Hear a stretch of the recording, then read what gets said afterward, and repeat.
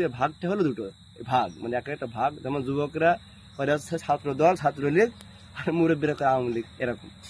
যেমন যুবকরা করে হচ্ছে ছাত্র দল, আর মুরব্বীরা বা বয়স্ক লোকজন এরা হচ্ছে করে বিএনপি। এই কিন্তু জিনিস কিন্তু ঘুরে ফিরে আর কি। আমাদের ভিতরে এটাও এরকম, জামাতটাও হচ্ছে শিবিরও যা, জামাতও তা, কিন্তু জামাতের সেকশন হচ্ছে শিবির আলাদাভাবে করা রয়েছে। এই কারণে যে ওদের পড়ালেখায় কিছু চাপ থাকে, সেই ক্ষেত্রে আমরা এই জামাতের যে বিভিন্ন অনেক কাজ আছে সেই কাজগুলো আমরা ওই কাজ দিকে নিয়ে আসি না। সে কাজ থেকে আমরা বিরত রেখে ইসলামের যে মৌলিক কাজগুলো সেই কাজগুলো তারা করে হচ্ছে জামাতের শিবির নাম দেওয়া হয়। এই এদেরকে বলা হয় শিবির। এক কথায় ছাত্র যারা তাদেরকে বলা হয় শিবির, আর যারা ছাত্র না তারা সবাই জানা।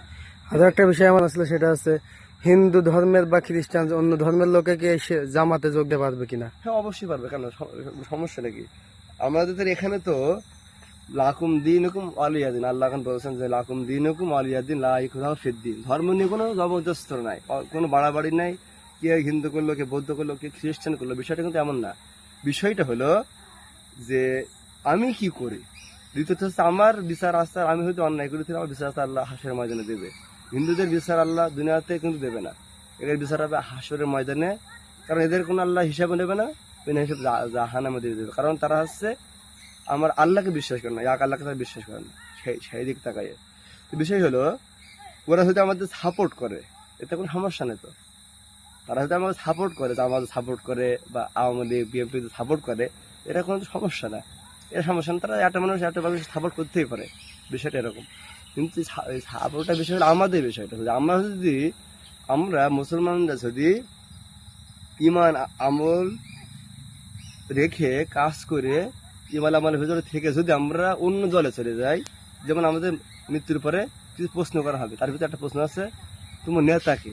আমার নেতা যদি আজ উল্টো পাল্টা হয়, মদ খুর গাঁজাখোর ইয়াবাখোর যদি এরকম হয়, চাঁদাবাজি খুন খারাপ করে বেড়ায়, এরকম যদি হয়, তাহলে কিন্তু আমার ওর একটা কিন্তু আমার চলতে থাকবে। ও যত খারাপ কাজ করবে, আমি যদি সাপোর্ট দেওয়ার কারণে কিন্তু সে আমার দিক থেকে অনেক যত খারাপ কাজ হবে, সে আমার একটা ভাগ কিন্তু গুনাহ চলে আসবে। আর ও যদি নেতা যদি ভালো কাজ করে, তাহলে কিন্তু আমারও একটা ভাগ সওয়াবের খাতে চলে আসবে। যেমন আল্লাহ বলছেন যে মাই ইয়াশফা শাফাআতান হাসানাতান ইয়াকুল্লাহু কিফলুম মিনহা ওয়া মাই ইয়াশফা শাফাআতান ইয়াকুল্লাহু কিফলুম মিনহা। এখানে আল্লাহ বলছেন যে তুমি সৎ কাজের সাপোর্ট করো আর অন্যায় কাজ থেকে ফিরে থাকো, কারণ দুই দিক থেকে তোমাকে উঠে নিয়ে যাবে, হয় জান্নাত না জাহান্নাম। সেই দিকে তাকে আমরা বলবো যে আপনার বিবেকে আপনার কি বলে, বিবেক অনুযায়ী আপনি কাজ করবেন। যেটা আপনার বিবেক বাধা দেবে ওই কাজটা করবেন না।